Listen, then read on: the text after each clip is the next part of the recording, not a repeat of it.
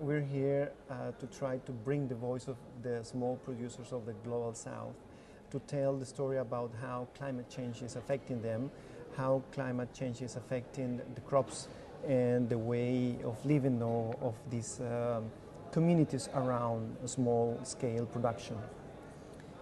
And tell us about some of the farmers and the groups you represent, because are these, as you say, these are small scale producers, so they're not, I guess, not particularly resilient to changes in the weather and the climate. Well, it's especially difficult for small producers to adapt and to adapt to the climate change.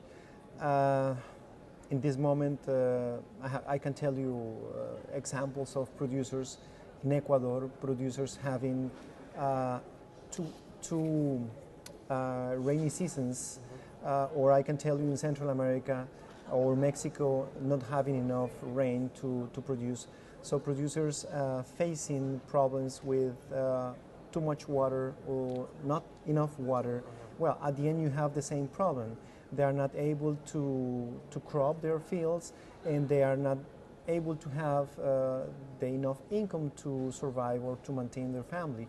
So at the end, it's very difficult to adapt or to mitigate the effects of the climate change when you are living next to your farm, because you cannot take your farm and move it to another place. So, well, we have stories around Latin America, Africa, and Asia as well. Give us some examples from Latin America about how farmers are finding their lives and the produce changing.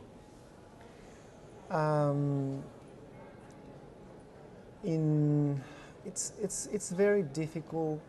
In the case of some cooperatives in Dominican Republic, some of them almost disappeared last year because they couldn't manage the new disease they are facing.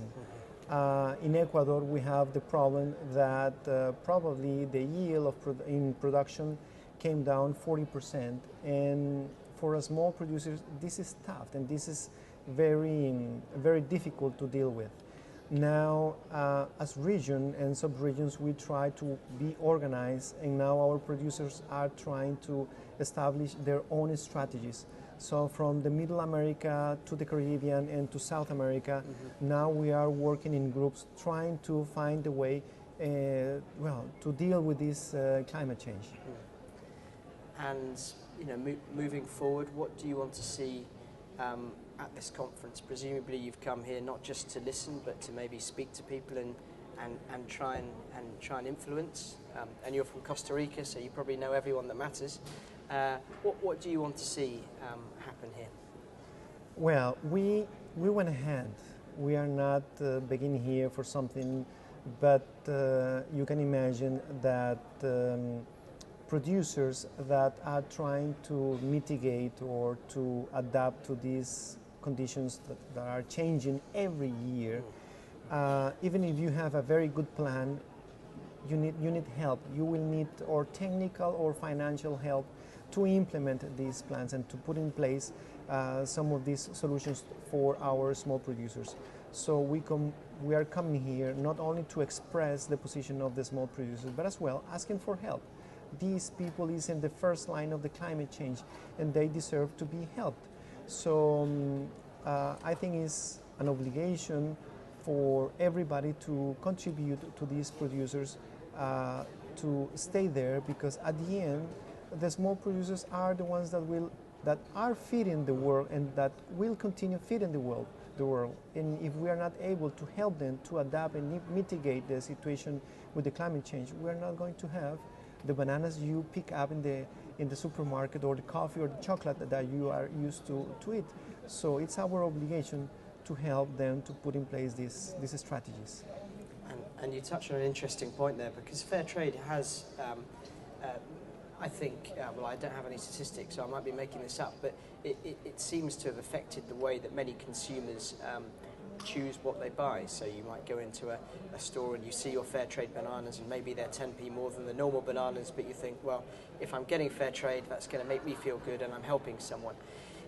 Do you think that that concept can be used in terms of climate change, so we can really start hammering home to people the cost of certain products not just the cost in terms of production, but how much they cost the environment around us?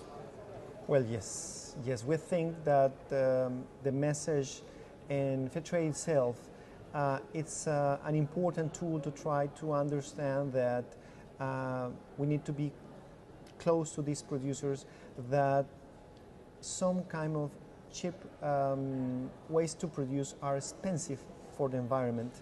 And all our producers complying with some standards that are friendly to the environment.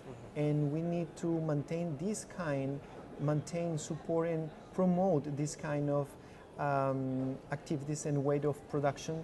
So yes, we think that Fairtrade is a very important vehicle to communicate the way we should act in the future.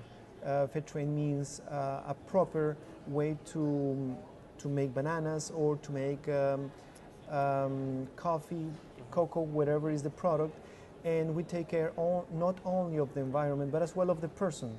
And well, taking into account the person in first place, we need to say that the climate change is unfair because we are affecting the person itself, the human being, and we need to, if we cannot stop this, we need to help them to continue with the way they live and helping them to, once again, to adapt to this new situation that we are facing year after year.